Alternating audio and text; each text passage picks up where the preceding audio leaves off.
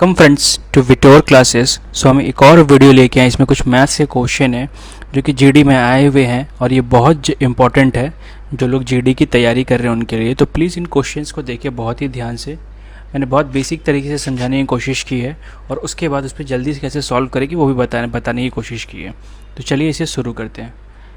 तो सबसे पहला ये है, किसी वस्तु का अंकित मूल्य उसके क्रय मूल्य से 25% अधिक है।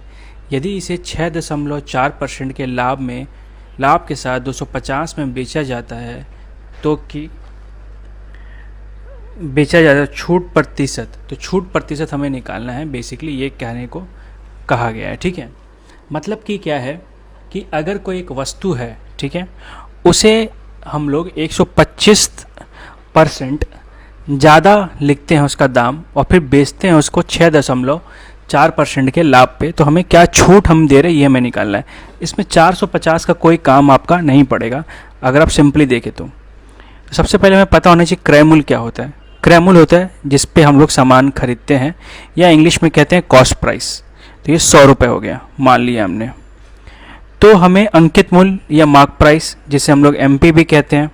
देखिए मैं जब भी लिखूंगा हिंदी इंग्लिश थोड़ा मिला के लिखूंगा कि सबको समझ में आ पाए, जो इंग्लिश के स्टूडेंट उसके लिए भी, जो हिंदी के स्टूडेंट उसके लिए भी। तो एमपी हमारा हो जाएगा 125, क्योंकि अगर हम लोग 100 का 25% निकालेंगे इस तरीके से तो ये 25 ही आएगा। लेकिन सवाल में बोला क्या गया, 25 ज़्यादा है, मतलब 25% ज़्यादा है तो 125 हो गया। और बोला गया हमारा बेचा कितना लाभ पे है, 6.4% लाभ पे। तो इसी तरीके से जब 25% एक्स्ट्रा लिखते थे 125 बना देते हम लोग, तो 6.4% लिखेंगे तो 106.4 हो जाएगा। ठीक है, तो अब हमें एमपी पता है, एसपी पता है, तो यहाँ से इतना दाम हमने एक्स्ट्रा ऊपर लिखा था और इतना पे हमने बेचा है, तो इतना ही छूट दिया होगा इन दोनों को घटाएंगे तो अगर इन दोनों को हम लोग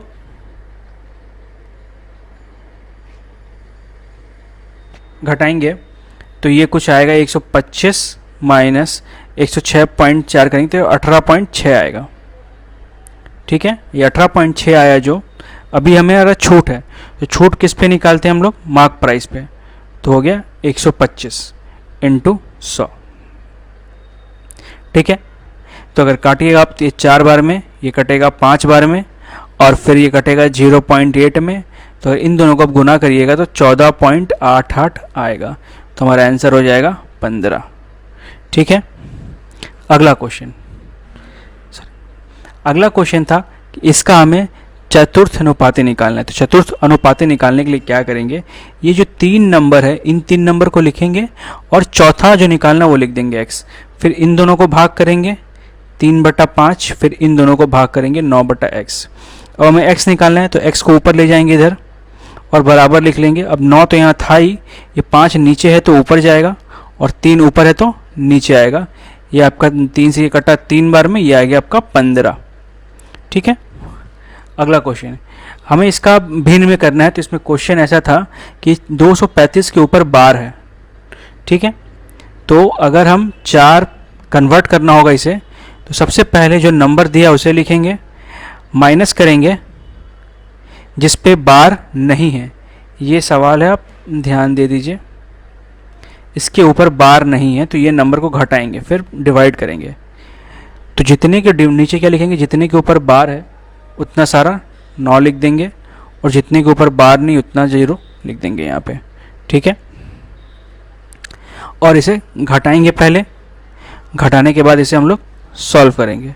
तो यह आएगा 45,190।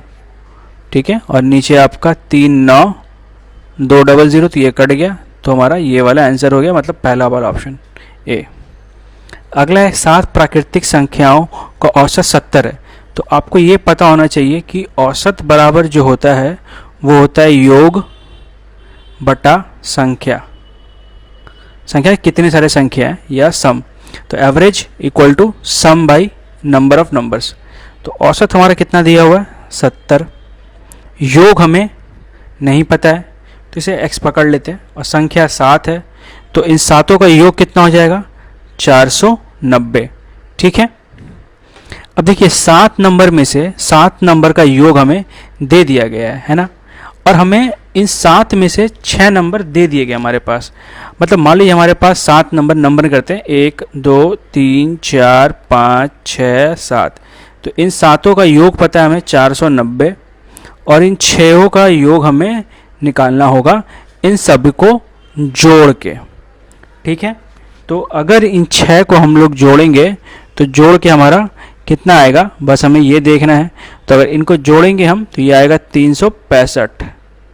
अब इस 490 में से 365 घटा देंगे तो 7वां निकल जाएगा, तो घटाएंगे तो आएगा 125। सॉरी 125। तो ऑप्शंस शायद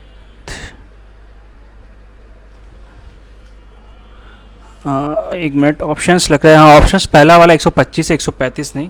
तो ये थोड़ा सिली मिस्टेक के मतलब गलत ऑप्शन के कारण थोड़ा दिक्कत हो गया। अगला है, वह अधिकतम संभावित लंबाई ज्ञात करे जिसका उपयोग 8 centimetre, 75 centimetre, 1.75 centimetre, 12 metre, 20 centimetre लंबाई के सटीक रूप से मापने के लिए किया जा सकता है। तो बेसिकली हमें इन तीनों लंबाई को मेज़र करना है, नापना है। तो कौन सा ऐसा स्केल हम लोग ले कि जिससे ये सब मेज़र हो जाए। तो सबसे पहले हम सबको एक इकाई में कन्वर्ट करेंगे। ठीक है, एक इकाई से कहने का तात्पर्य है कि जो मीटर है सबको सेंटीमीटर में बदल लेते हैं। तो पहला हमारे पास 8 मीटर 75 सेंटीमीटर। तो 8 मीटर को 100 से गुना करेंगे तो 800 सेंटीमीटर आएगा। तो 800 प्लस, अब दोनों सेंटीमीटर में बदल गया तो ये 875। अब ये 1.5 मीटर है, तो इसको सिर्फ 100 से अगर गुना कर देंगे हम लोग तो ये सेंटीमीटर में बदल जाएगा, तो 175। ठीक है, अगला है हमारा 12 मीटर 20 सेंटीमीटर। तो 1200 प्लस 20, 12 में 100 से गुना किया तो 1200 प्लस 20 तो 1200 सेंटीमीटर। अब ये क्या करना है, हमें एक ऐसा लंबाई चाहिए जिससे ये तीनों ना मेज़र कर सके। बेसिकली मतलब क्या हुआ कि मान लीजिए हमारे पास एक 6 मीटर का एक है और एक 4 मीटर का है, हमें इन दोनों को नापना है।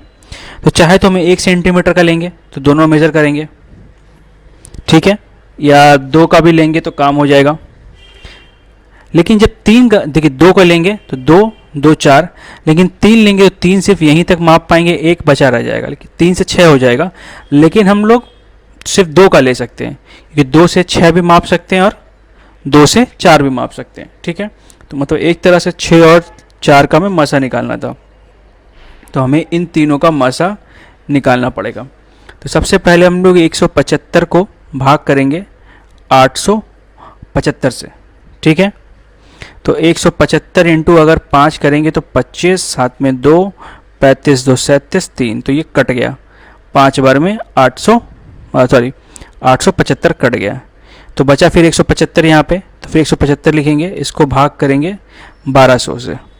ठीक है, तो 175 इंटू अगर 6 करेंगे तो ये 3 आ गया, 42 5 1050, तो 6 बार में 1050 यहाँ पे आ जाएगा। 0 10 में से 5 गया 5, 150 नहीं, यहाँ पे 9 में से 5 गया, 10 में से 5 गया 5 1, ठीक है। तो 150 को 175 से भाग करेंगे अगर हम लोग 30 50, ठीक है, तो इसे भाग करेंगे एक बार में 150 25। ये कुछ स्लाइटली मिस्टेक हुआ है, तो मिस्टेक क्या है हमें देखना पड़ेगा ठीक से। एक्चुअली गलती क्या हुआ है, यहाँ पे 1220 है ना कि 1200, सिर्फ 1200। ठीक है, ये हमने गलती यहीं पे किया है, ये 1220 है।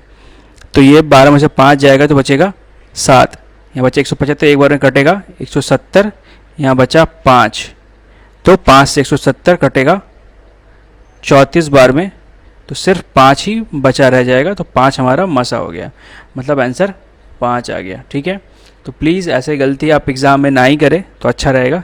ये बस उतारना गलती हो गया, अगर एक स्टेप ऐसा गलती होता है एग्ज़ाम में तो ये बहुत ही प्रेशर आपको बिल्डअप कर सकता है। तो इसीलिए जितना ज़्यादा प्रैक्टिस करिए कि अगर ऐसा कुछ हो भी तो आपका माइंड नॉर्मल काम करे और आप एग्ज़ाम्स में क्वेश्चन बना पाए। ठीक है, अगला है इन दोनों का हमें मध्य अनुपाती निकालना है। तो 256, और जब मध्य अनुपाती बोलेगा तो जो नंबर निकालना वो बीच में रहेगा, बीच का नंबर को बोलते हैं मध्य अनुपाती। और इसको इसमें देखिए स्टार्टिंग क्वेश्चन में था ना वो 4 था, तो हमने 4 लिख के पहले इन दोनों को फिर इन दोनों को। अब इसमें क्या है 3 ही है, तो पहले इन दोनों को फिर इन दोनों को।